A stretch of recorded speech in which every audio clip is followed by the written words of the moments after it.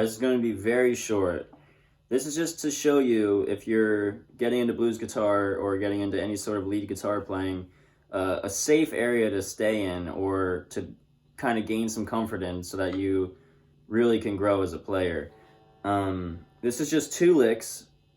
They're not definite licks, like they're not, specific licks. It's kind of more so an area where to stay at, but they help a lot. So this first one it's a minor pentatonic lick, and it's in the key of C. And this can be used in any key that you're in, but I'm just using C because it's my favorite for blues. So here, it's 2 licks, but you kind of put them together. Here's the first lick. It's just like this. That's literally it.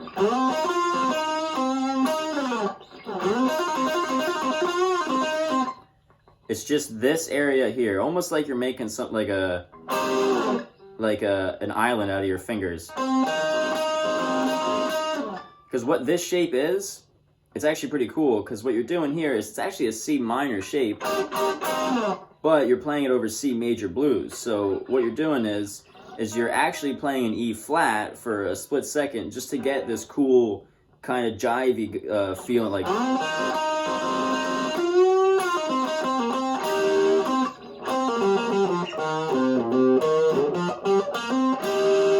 Alright, so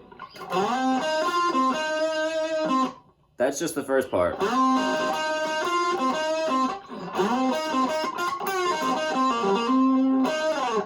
Now these aren't licks, it's kind of just an area to stay in, but it's also good to know what you're playing.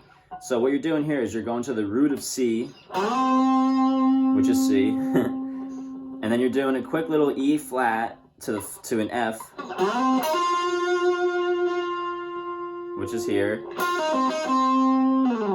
and then back.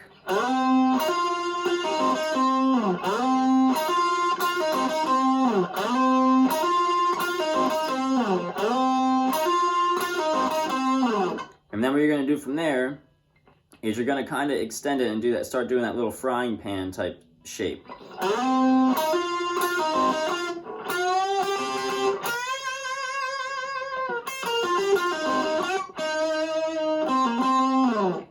So from there, you're really emphasizing that minor shape. So what you're doing there is you're just adding this little lick here. You're doing from the G and high E, 8, and then you're hitting the B flat here on the 11th fret of the B string.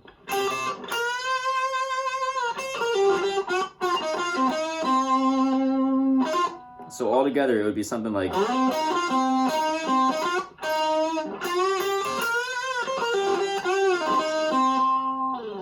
Now that's just the minor shape. You can play that, get that like really grained into your hand, and listen to the little nuances of the changes. Add a little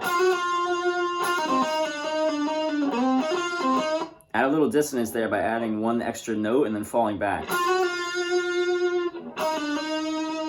Because in the minor, like in Little Wing, when he does that, you have that here.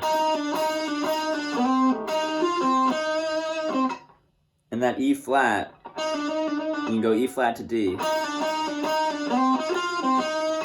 And you can do that in other areas too, wherever else that would be at, E flat.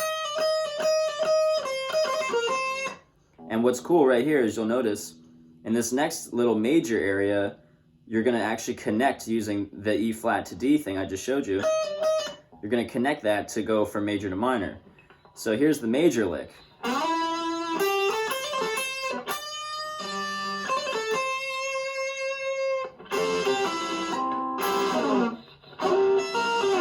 Not that little last part, you're going to learn that in a second. It's just that A minor shape.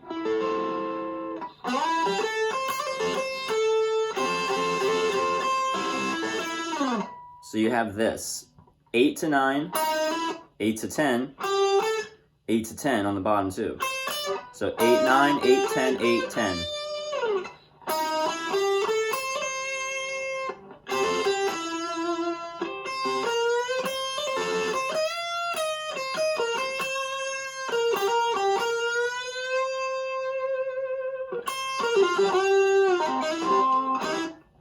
And that really is all that there is. It's just the mixture of those and then adding it over the changes.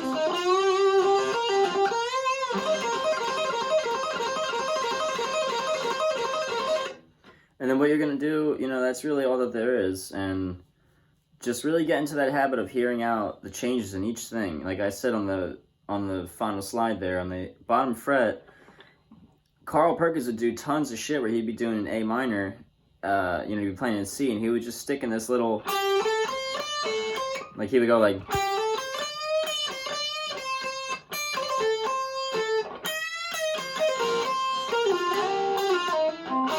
I kind of fucked up that C7, but really just mix the two together that way with just 2 string licks, and then really use your right hand a lot and play that rhythm with your right hand.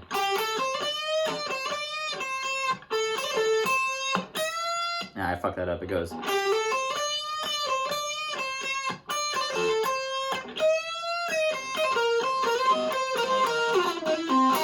I can't really figure that one out. I've been trying to figure out that lick for a while, but like I said, same exact thing, or same exact string, and just figure it out.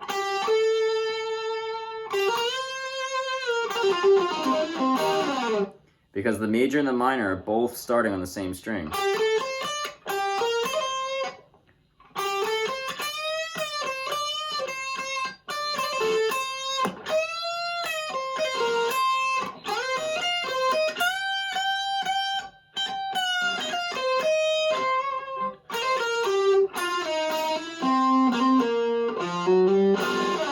And then before, I guess I will just say this C7 shape here, if you don't know that yet, use that as it's like a kind of a chuck and train sound. That one is what a lot of guys, or you can go like,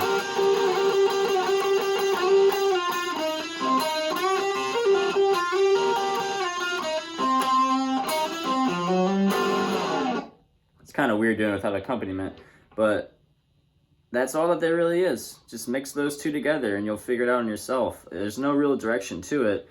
It's kind of just hearing it with the accompaniment of music with it. So take that into consideration when doing all that stuff, and really mix together that major and minor sound to get a really exquisite sample of your guitar.